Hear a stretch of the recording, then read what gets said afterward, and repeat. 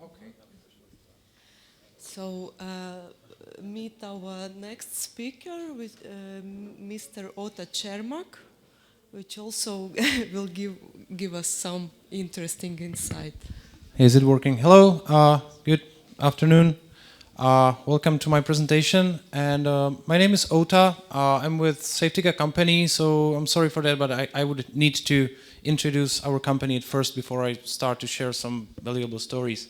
So what I'm doing in our company is that I'm helping the company to develop its business globally. So if you have any questions regarding how to develop business, you can ask me, but this is more about the data breaches, which is something we deal with on a daily basis. So that's why I gave this name to my presentation, that data breach is our daily bread.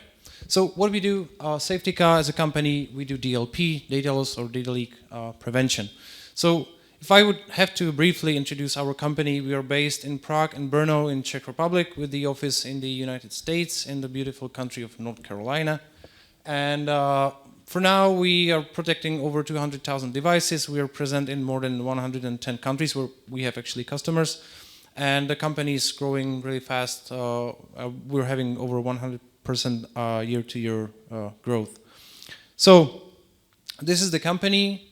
And what we do is that we have a software product. It's endpoint-based, and we help companies to prevent data leaks. We help them because this thing, if any type of sensitive data, customer database or know-how would leave the company, leak out of the company, it can cause a serious damage to the company with reputation loss, with some fines, and also they can go bankrupt or lose their business forever or for all. So here I have this infographic just to illustrate how we work.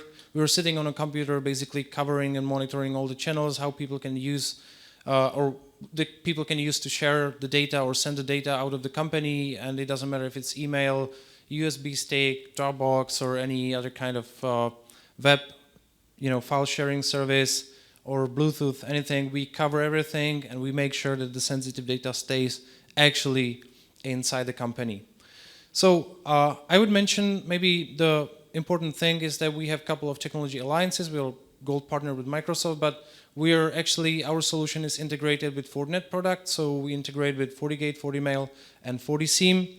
And also we have a great partnership and technology alliance with ESET. Hello, Andre, from ESET.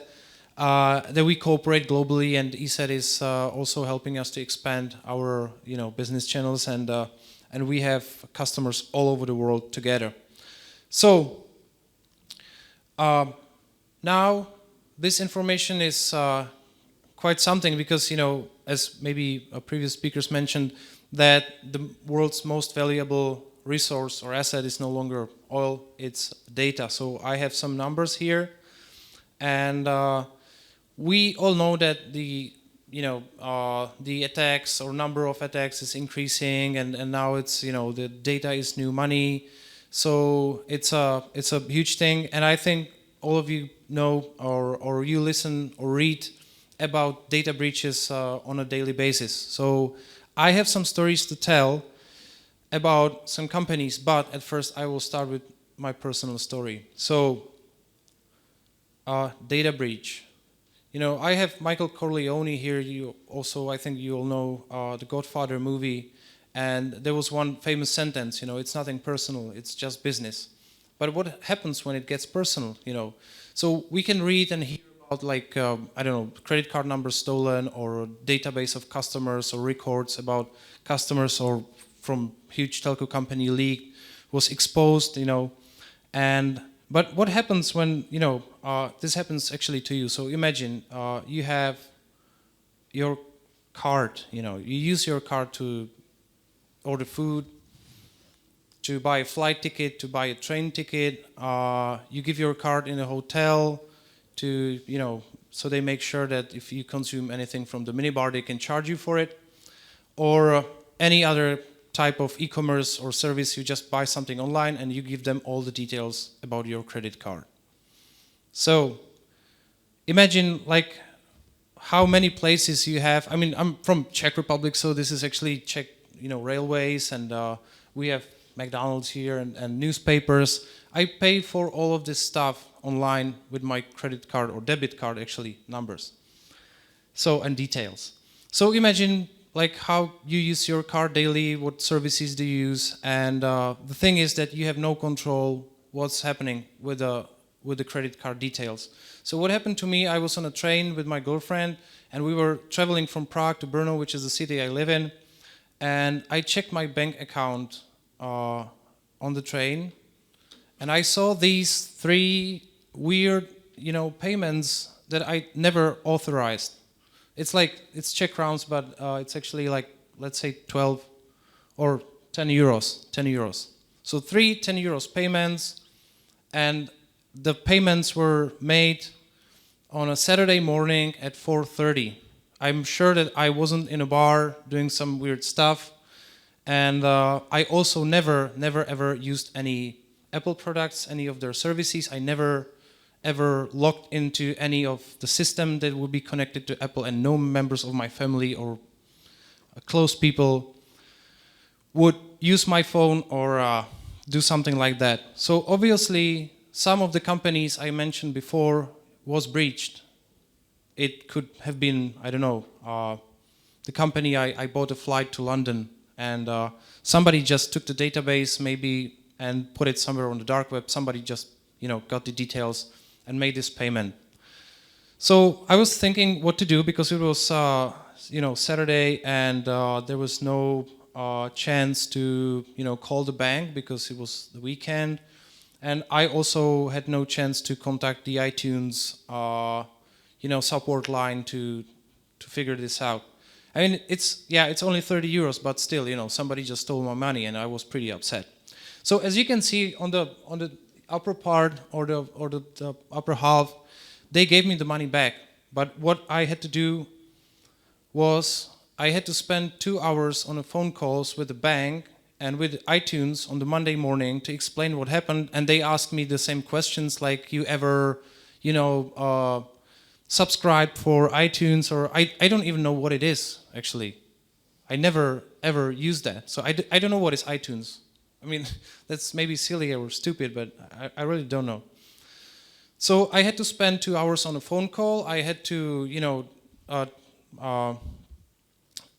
throw my card away, or actually, how to say, like, cut it in half and, throw it in a trash can, ask for a new card.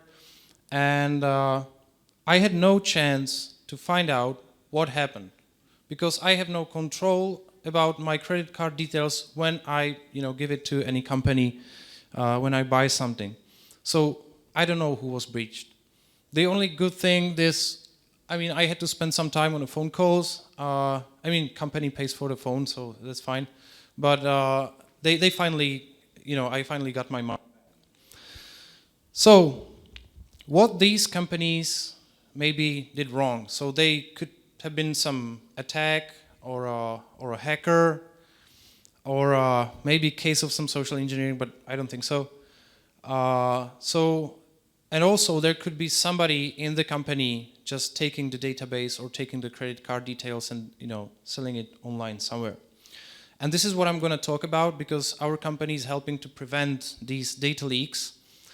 And I promised with the description of my today's presentation that I will expose some cases I know. So we have this company, I believe that you all know TMobile, which is one of the biggest telco operators in our country.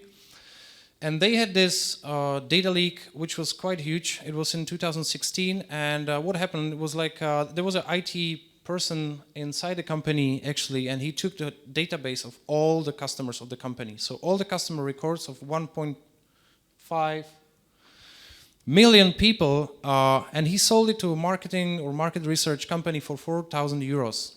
And the funniest thing about this case was that the T-Mobile, they had this, explanation on the media, and they said, nothing happened because we were able to get back the USB external disk.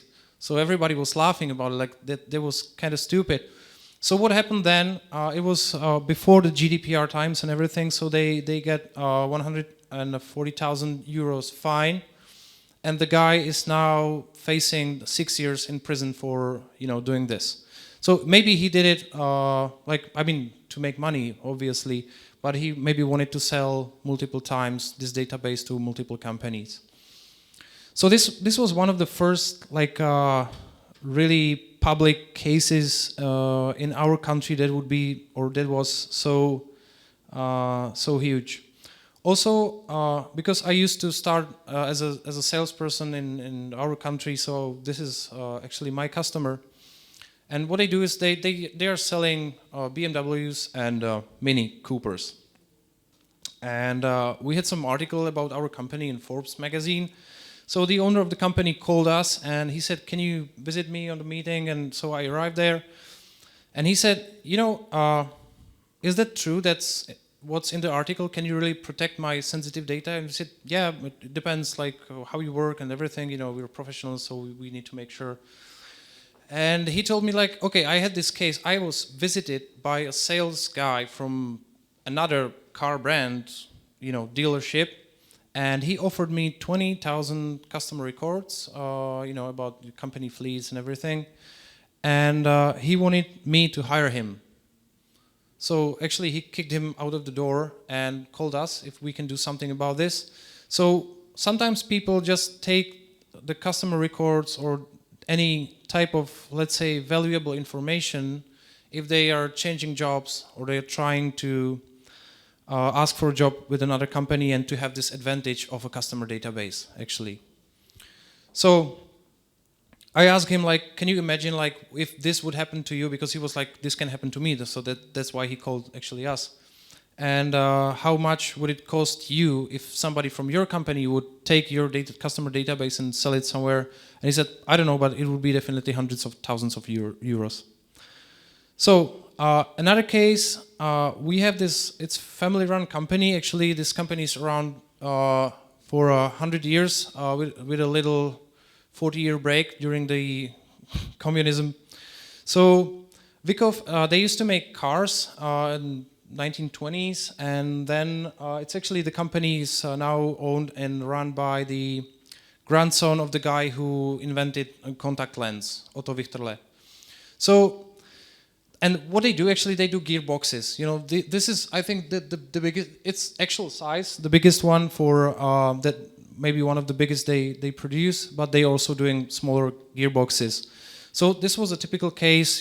These guys going to China, for some project. And somebody just, want the customer with the same products, but producing somewhere else based on their, know-how and blueprints and industrial designs. And so this was kind of industrial espionage, or how would I put this? We have also one nice case. I don't have a slide for this, but there's a piano maker in Czech Republic. It's called Petrov Company.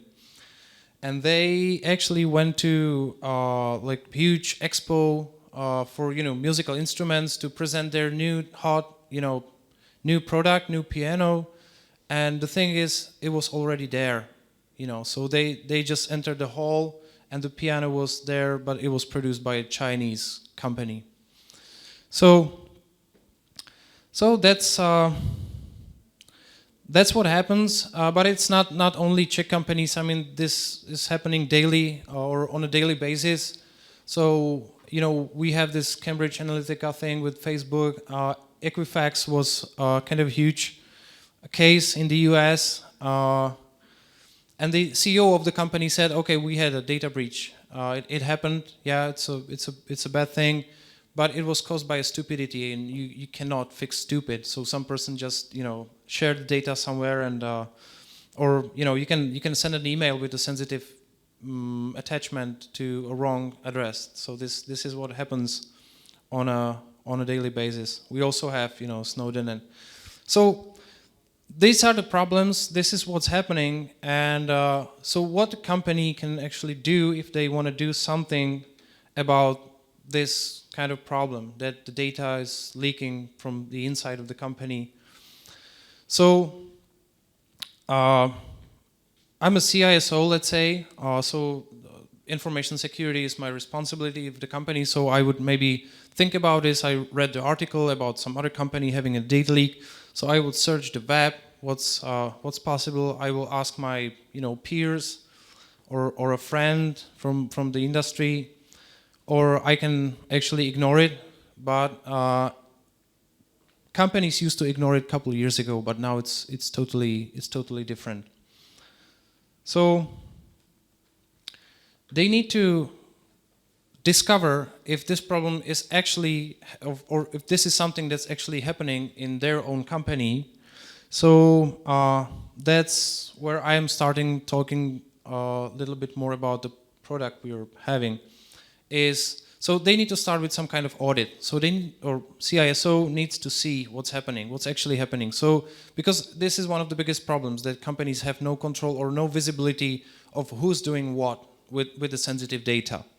So the audit should be the first thing to tell them, okay, this is something that's really happening, and we have tools actually to discover and to see that this user uploaded the customer database on a Dropbox, or he just downloaded to some USB device.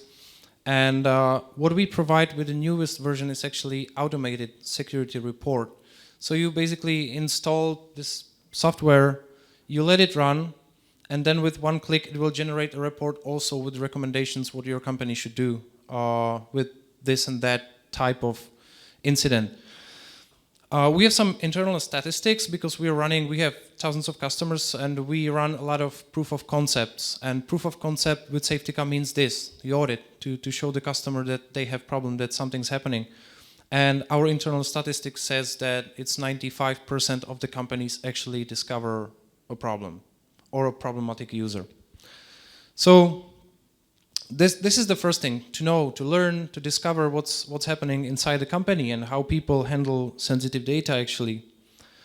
Then I think it's the biggest challenge now to educate the users what they should do. So we can help with the pop-ups like, hey, you shouldn't be doing this and sending that document to that person, But it's also not about just the product, but it's also about the general education and the processes and the guidelines in the company, so people know how to they shouldn't share the newest product with their colleague via some open web file share or something like that. So are there any IT managers or CISOs here? Yeah, so I hope you agree that the education of the users, fixing the stupidity or trying to push them to do something differently is the hardest part. Yeah, thank you. So, and then the very last phase, usually, we had some exceptions, but is to actually apply the rules and restrictions. So you physically restrict and you put on the policies on the sensitive data to prevent the leakage, so people are actually not allowed physically to upload the document there or send it there. But it's usually the third phase.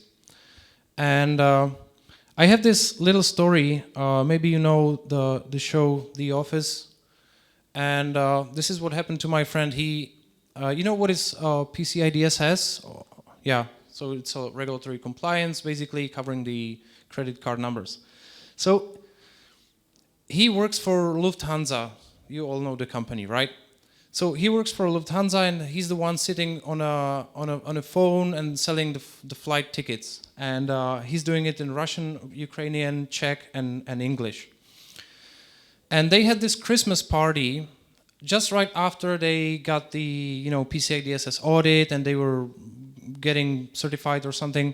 So they had their office manager, their boss, coming to the office dressed like a Santa Claus with a PCI DSS sticker here. And he's just like, ho, ho, ho, why do you have your phone on your desk?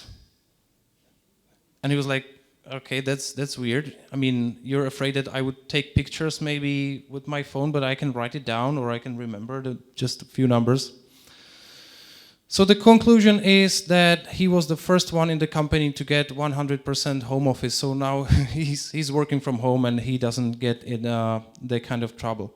So if you're interested how our solution works, you can stop by. We're here with the ESET guys actually, so we have the booth. And also we have demo available, and we have some videos and other resources.